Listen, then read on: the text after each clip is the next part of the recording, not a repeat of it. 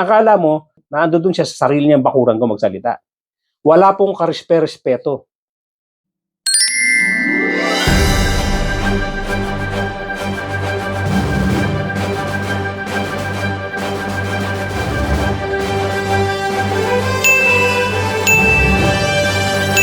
Tuloy-tuloy na po tayo sa ating topic for today. Magandang araw mga kapatid, mga kababayan. Welcome to my small channel. This is EJ Morse once again. Salamat po for joining me today. Sana ay nasa maayos kayong kalagayan saan mang dako ng mundo kayo naroon. Balikan po natin itong tungkol dito sa Chinese spokesperson nung Chinese ambassador na nandito sa Pilipinas. Nakakainis talaga. Alam nyo, hindi ko basta-basta maiwanan tong topic na to. Yung nangyari nga kahapon na itong spokesperson, hindi po tayo galit sa mga Chinese. Tayo napakaraming mga kaibigan ng Chinese. Ang pinag-uusapan natin dito, itong mga opisyal ng Chinese Embassy. So, itong Chinese spokesperson na to ay inatake ang maraming opisyal ng gobyerno natin. Tungkol na rin dito sa ginawang lecture ni Commodore Tariela na kung saan gumamit siya ng caricature nitong si Xi Jinping. Wala namang kaso yun eh. Walang problema yun. Nasa loob ng teritoryo ng Pilipinas ang ginawa na lecture, ang ginawa na paglabas ng caricature na yan, at meron tayong freedom of expression, gaya nga na sinabi ko doon sa nakaraang kong episode. At wala rin silang pakialam dahil ito ay nasa poder ng Pilipinas. Ang mabigat dito, mga kapatid, mga kababayan, kahit na andito sila sa Pilipinas, pinakita nila yung pagiging arrogante nila. Yung pagiging mayabang nila at akala mo kung sino na siga-siga dito sa Pilipinas.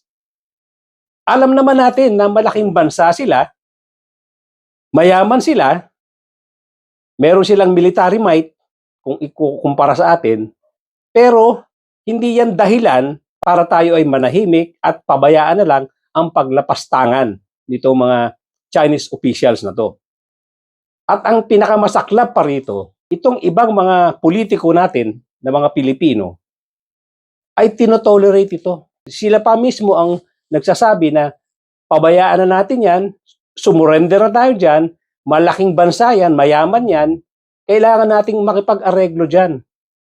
Parang gano'n ang mga sinasabi nitong mga politiko na to. Nakakainis. In the first place, bakit ba ganito ang attitude nitong mga officials ng Chinese Embassy na to? Bakit ganyan sila? Bukod doon sa ipinapakita nila, yung pang-aapi nila, yung pangbubuli nila na ginagawa sa West Philippine Sea. Bakit ganyan sila?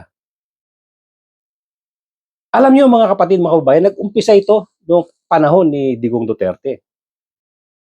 Gusto ko na tuloy maniwala na ang mga politicians dito sa atin, especially yung mga politicians na nasa kampo ni Digong Duterte, ay nakikinabang dito sa Chinese government.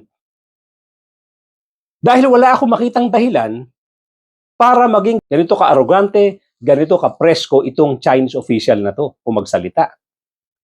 Lahat pinagsabihan ng hindi maganda. Mula kay Commodore Tariela, kay Senator Risa Ontiveros, kay Senator Kiko Pangilinan, at iba pa.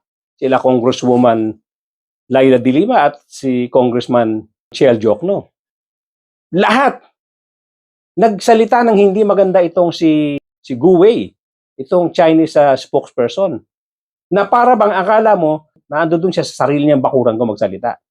Wala pong karespe-respeto. Ano po ba ang nakikita niyong dahilan, mga kapatid, mga kabayan, bukod sa aking naobserbahan? Tama ba ang observation ko na ang nagpalaki ng ulo nitong mga ito, ang may kagagawan kung bakit ganito ang mga Chinese officials na to, ay mga Pilipino rin? Yun po ang observation ko eh. Sa tingin ko, masyadong nababaon sa utang na loob itong mga ibang politiko na Pilipino. Ano ang kadahilanan? Wala po tayong ebidensya. Pero, natural mag-iisip tayo na baka totoo nga na malaki ang pakinabang nitong mga Filipino politicians na to. Kaya ganito mag-aakto, ganito kung mag-aarte, ganito kung magsasalita itong opisyal ng Chinese Embassy na to. Na para bang pinapakita niya na hari-hari sila kahit sa panig pa sila ng daigdig na ando doon. Especially nga dito sa Pilipinas na kung saan tila hawak niya ang mga politiko, especially yung mga nasa panig nitong si Digong Duterte. Kasi nga kitang-kita natin, nag-umpisa nga yan nung panahon ni Digong Duterte. Isipin nyo, kahit nung time na si Digong Duterte ang presidente, binubuli tayo sa West Philippine Sea. Hinaharas tayo sa West Philippine Sea. Pero walang ginawa si Digong Duterte. Dinidepensahan niya pa. Sinasabi niya, ano ba naman yung pinag-aawayan natin? Tubig lang yan. Ano ba naman tong papel na to, yung ating ruling sa UNCLOS na tayong nanalo? It's just a piece of paper, sabi, initya niya. Ganyan po ang pinagagagawa ng mga Pilipino na to na walang pagmamahal sa bayan. Walang patriotism, walang loyalty dito sa ating bansa. Ang importante sa kanila, yung pakinabang na nakukuha nila dito sa Chinese government. Wala po ako ibang makitang dahilan kung bakit ganito magkikilos, ganito mag-aarte, ganito magsalita itong Chinese official na to. Dahil po, ang feeling niya, marami siyang kakamping mga politiko rito sa Pilipinas na nakikinabang sa kanila. At ang tingin niya, napakababa. Ang tingin niya sa mga Pilipino, napakababa.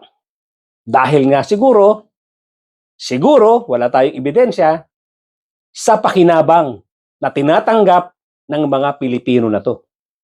Kaya po gano'n na lang ang pambabastos sa atin. Kasi nga, marami sa mga politiko rito sa atin ang nakikinabang sa kanila. Kaya ganyan sila kung magsalita. Hari-hari. Kaya nga sinasabi ko, mga Pilipino rin po ang may kagagawan kung bakit ganito mag-aarte itong Chinese official na to. Ang feeling niya talaga, lahat ng mga Pilipino ay mga kurap. Ang mga Pilipino ay kayang bayaran. Kaya ganyan sila magsasalita, ganyan sila mag-aarte dito mismo sa bansa natin. Kaya tama lang, iparamdam natin sa Chinese official na to na hindi lahat ng Pilipino ay katulad nila Marcoleta, nila Robin Padilla, nila Amy Marcos, nila Chis Escudero, nitong sila Joel Villanueva, at iba pang mga taga-suporta nitong mga Dutertes na to. Iparamdam po natin, ituloy po natin ang plano na i-declare yang Chinese official na yan na persona non grata. I-declare po natin yan.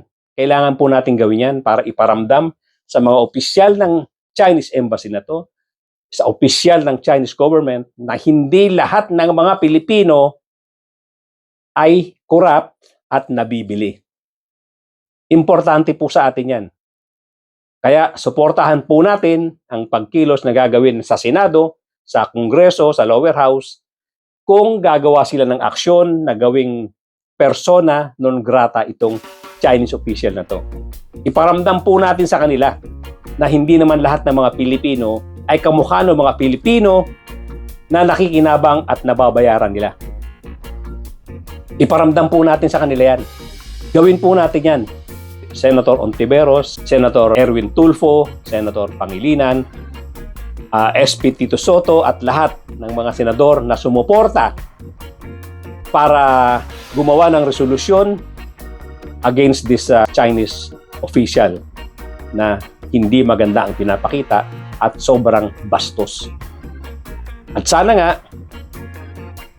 ganoon na rin sa lower house, gumawa sila ng aksyon at magtulong-tulong tayo na ipakita, ibangon po natin ang ating dangal, ibangon po natin ang ating pagiging Pilipino para ipakita sa mga dayuhan na hindi lahat ng Pilipino ay pwedeng bayaran at pwedeng tumanggap ng pakinabang sa mga korap na gobyerno ng ibang bansa, at dapat maramdaman nila na hindi lahat ay katulad ng mga senador na ang loyalty ay nasa kabilang panig na.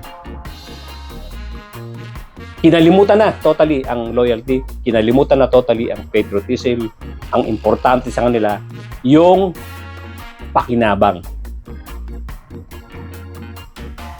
Diyan lang po muna. Talagang hindi ko lang matiis na hindi balikan ang issue na to. Thank you so much for joining me today, at doon po sa mga bago lang sa aking channel, kindly subscribe, kindly hit the notification bell, pati na rin po yung like button. Mag-comment po tayo. Parating natin yung ating suporta sa ating mga mambabatas, at iparating din natin sa ibang mga politiko na hindi na makitaan ng pagmamahal sa sariling bayan. Paramdam po natin tayo galit at hindi natin gusto ang pinagagawa nila, lalo na alam naman nila na ang mamamayang Pilipino ang nagpapasweldo sa kanila. Pakishare na rin po nang sa ganun marami makaalam ng ating mga pinag-uusapan dito. Thank you so much once again, ladies and gentlemen, at mga kapatid, mga kababayan. Magkita-kita po tayo muli.